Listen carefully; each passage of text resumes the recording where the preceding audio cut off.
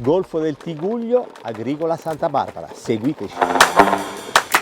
Buongiorno Carla, mi dispiace interrompere questo momento di coccole con Bjork. Agricola Santa Barbara. Carla, un posto magnifico. Che cosa proporrete agli ospiti di Oliveti Aperti? Pensavamo di accoglierli con una tavola imbandita su questo prato, offrire prima un assaggio di olio e poi offrire l'olio cucinato. Visiteranno l'Oliveto arrivando, assaggeranno la brunoise di olive, cioè le olive snocciolate tagliate a coltello, una colazione conviviale. Ecco. Io ti do la targa di Oliveti Aperti Targa, che tu dovrai mettere o qui sulla porta o giù al cancello per i tuoi ospiti, che sarà un segno identificativo di Oliveti Aperti. Così sarà.